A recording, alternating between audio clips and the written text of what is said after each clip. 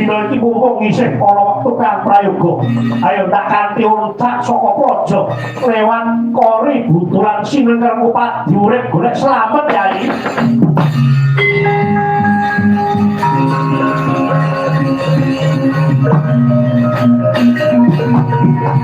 Akaya risan kapirangu Karinangkul inempit kampet Kakek Mas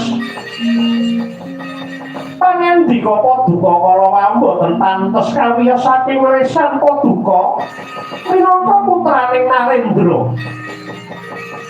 Pangandika Paduka menika wau pantesipun medal saking lesanipun tiyang Sudra Sempali.